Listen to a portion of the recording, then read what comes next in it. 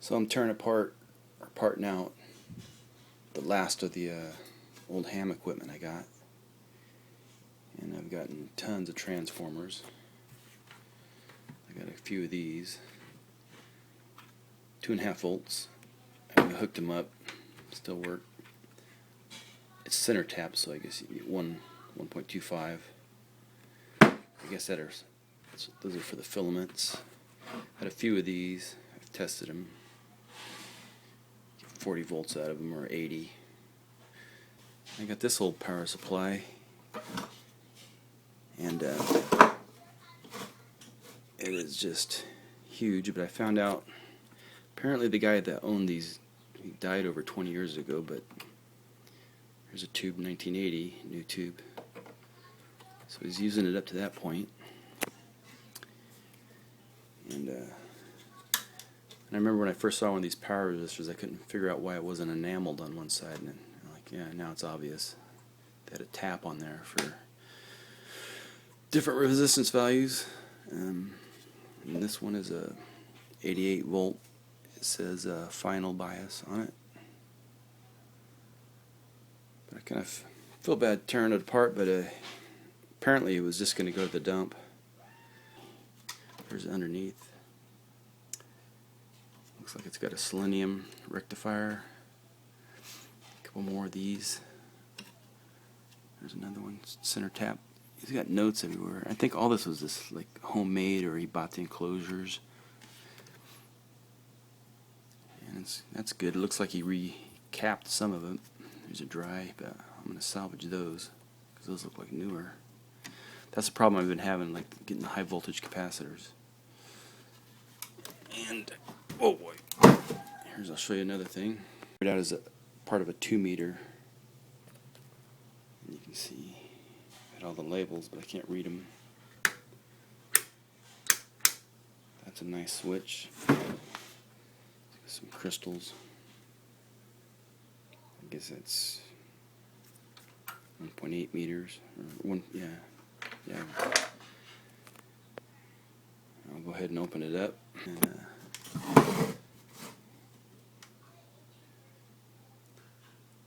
And this tube here was tested in 80.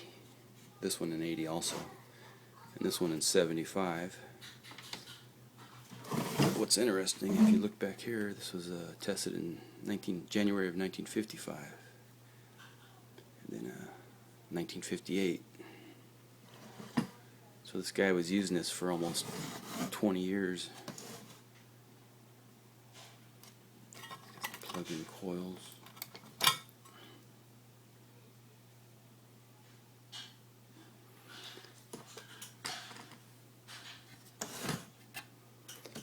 And what's also interesting is there's a switch down here.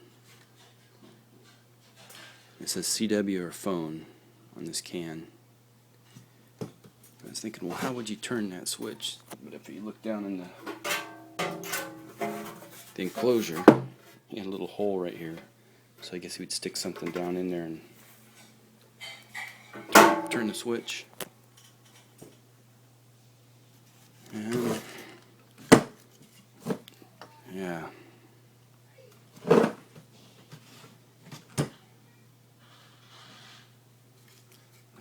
A couple of these resistors like that are huge, like the size of a cigarette.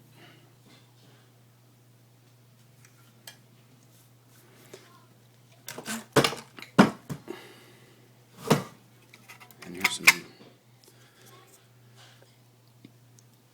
oscillator coil. Oh, 160 meter. Yeah, I think it'd be impossible to figure out how to actually rehook some of this stuff up. Yeah, it's 160 meter too.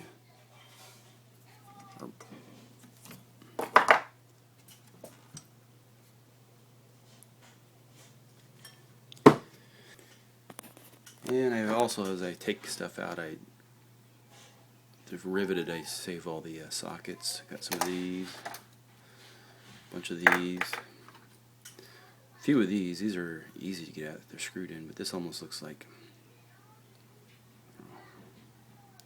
50s it's plastic. It's pretty good quality. few of these, but the tubes, these had those mercury vapor diodes, or yeah, rectifiers, but their tubes were broke. But got some of those, some high voltage stuff. Of course, yeah, this one I showed earlier. And yeah, this Amphenol, kind of neat. That's what I was trying to set up this tube, but I couldn't get high voltage for the grid. Yeah, but I basically have a huge box full of transformers, and I had transformers I'd salvaged that other stuff before, but it's usually like 12 volt or 9 volt stuff. But yeah, I got a lot of high voltage transformers, or not high, but enough for plate voltages and grids. So here's the chassis of one of them. But yeah, you can see where he cut new holes. A lot of it was just, I guess, homebrew stuff, but pretty amazing. So just out of curiosity, I wanted to open up one of these old dry electrolytics, see what was inside it. And here it is. It had some weird powder, but this dielectric paper is definitely not dry. It's some kind of moist or almost sticky. One plate looks like it's maybe tin. The other one's aluminum foil.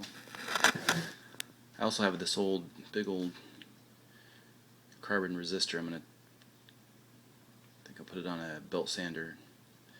Look how big that is. Kind of like the e-cigarette. This is the R cigarette right there.